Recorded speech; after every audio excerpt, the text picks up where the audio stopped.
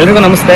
ನಿಮಗೆಲ್ಲ ಗೊತ್ತಿರೋ ಹಾಗೆ ಎಲ್ಲ ವಿಷಯ ಎಲ್ಲ ಗೊತ್ತು, ಎಲ್ಲ ನ್ಯೂಸನ್ನು ನೋಡಿದ್ದಾರೆ ಎಲ್ಲರೂ. ಈಗ ಇದು ಉದ್ದೇಶಪೂರ್ವಕವಾಗಿ ಅಂತ ನಾವೇನು ಹೇಳೋದು ಬೇಕಾಗಿಲ್ಲ, ಅಲ್ಲೇ ಗೊತ್ತಾಗ್ತಿದೆ.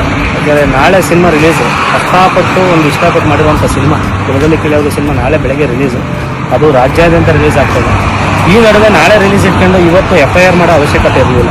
ಯಾಕೆಂದರೆ ಇತ್ತೀಚಿನ ದಿನಗಳಲ್ಲಿ ನಾನು ಮಾತಾಡಿದ್ದೀವಿ, ಏನು ಹೆಂಗೆ ಅಂತ ಕೇಳಿದಾಗ ಕೆಲವೆಲ್ಲ ಕ್ಲಾರಿಟಿನೂ ಕೊಟ್ಟಿದ್ದಾಳೆ. ಹಿಂಗೆ ನಾನು ಸುಮ್ಮನೆ ಇದ್ರು ಬೇರೆಯವ್ರು ಬಿಡ್ತಿಲ್ಲ, ಹಿಂಗೆ ಮಾಡಿಸ್ತಾರೆ, ಕೆಲವೆಲ್ಲ ಮಾಡು, ಈ ಥರ ಮಾಡು ಅಂತ ಹೇಳ್ಕೊಡ್ತಿದ್ದಾರೆ ಅಂತ. ಅವ್ರು ಯಾರ್ಯಾರು ಹೇಳ್ಕೊಡ್ತಾರೆ ಅನ್ನೋದು ನನ್ನ ಹತ್ರ ಬಾಯ್ಬಿಟ್ಟಿದ್ದಾಳೆ. ಓಕೆನಾ, ಅದು ಯಾರ್ಯಾರ ಜೊತೆಲಿ ನಿಂತಿದ್ದಾರೆ ಟೋಟಲ್ಲು 2 ಹೀರೋಗಳು, ಒಬ್ಬರು ಲೇಡಿ ಡಾನು, ಅವ್ರು ಯಾರು ಅಂತಲೂ ಹೇಳ್ತೀನಿ, ಅವ್ರು ಯಾರು ಅಂತ. ಅವ್ರು 3 ಜನ ಜೊತೆ ಒಂದು 10-12 ಜನ ಒಟ್ಟಲ್ಲಿ ನನ್ನನ್ನು ಸಾವು ಬಯಸ್ತಿದ್ರಂತೆ. ಮೊನ್ನೆ ಅವನು ಇವ್ರು ಸಾಯಬಾರ್ದು, ಅವನಾರು ಸಾಯಬಾರ್ದು, ಆ ಥರದ್ದು ಒಂದಿಷ್ಟು ಸಾವುಗಳೆಲ್ಲ ಬಯಸಿ ನಗಾಡ್ತಿದ್ರಂತ. ಗೊತ್ತಿಲ್ಲ ನಾನು ಯಾರಿಗೆ ಏನು ಮಾಡಿದ್ದೀನಿ ಅನ್ನೋದು ಗೊತ್ತಿಲ್ಲ. ನಂದಾತು ನನ್ನ ಪಾಡಿ ಕೆಲಸ ಆಯ್ತು, ಕೆಲಸ ಇಲ್ಲ ಅಂದರೆ ಊರಲ್ಲಿ ಜಮೀನು ಕೆಲಸ ಆಯ್ತು ಅಷ್ಟೇ. ನಾನು ಇನ್ನೇನು ನಾನು ತಲೆ ಕೆಡಿಸಿಲ್ಲ. ಪ್ರತಿಯೊಂದು ಸಾಕ್ಷಿನ ನಾನು ತಂದು ಕೊಡ್ತೀನಿ.